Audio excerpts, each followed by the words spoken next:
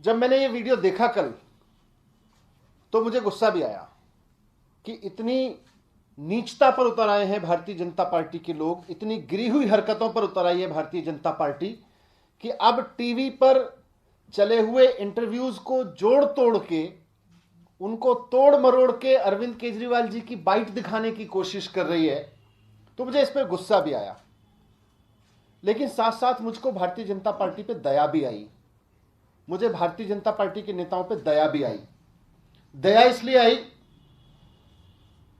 कि जिस पार्टी की केंद्र में सरकार है, जिस पार्टी की देश के कई बड़े बड़े राज्यों में सरकार है और कई वर्षों से सरकार है, और अब तो केंद्र में भी उनकी 7 साल की सरकार हो गई,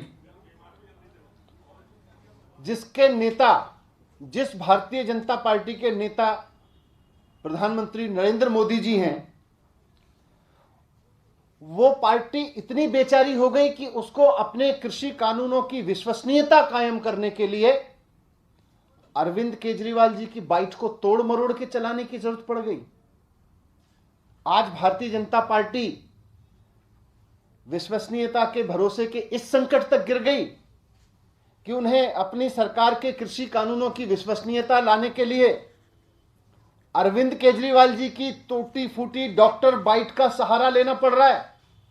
मुझे इस बात पे दया आई। यह बात आज सही है कि भारतीय जनता पार्टी के नेता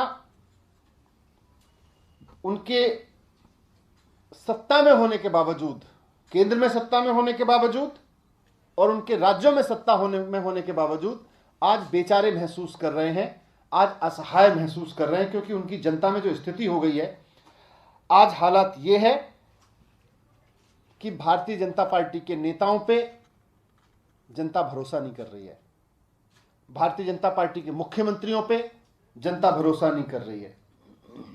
प्रधानमंत्री नरेंद्र मोदी जी बार बार किसान के लिए हित में है, ये कृषि कानून किसानों का बहुत फायदा पहुंचाएंगे, ये देश के बहुत हित में है।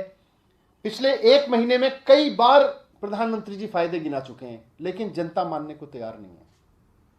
देश का किसान मानने को तैयार नहीं है कि देश के प्रधानमंत्री ने हमारे हित में कोई काम किया है। देश के किसान को यह बात समझ में आ रही है कि प्रधानमंत्री जी ने और भारतीय जनता पार्टी ने उनके साथ विश्वासघात किया है, धोखा किया है उनके साथ में। अब पिछले कुछ दिनों की घटनाओं को देखें तो भारतीय जनता पार्टी ये समझा तो पाई नहीं है देश भर में किसानों को, या प्रधानमंत्री जी बार बार बयान देके भी ये समझा तो पाए नहीं है किसानों को कि इन किसानों कृषि कानूनों से किसानों का कोई हित होने वाला है, या देश की इकोनॉमी में या देश के लिए कोई हित होने वाला है। तो पहले भारतीय जनता पार्टी ने साजिश रची कि किसानों को गद्दार घोषित करो। उन्होंने पूरी जी जान लगाई कि किसी तरह से किसानों को गद्दार घोषित कर दिया जाए। कहीं उनको खालिस्तानी कहा गया, कहीं सरदारों को गद्दार कहा गया, लेकिन जनता ने उनकी बात नहीं मानी। फिर 26 जनवरी की साजिश रची गई भारतीय जनता पार्टी के द्वारा।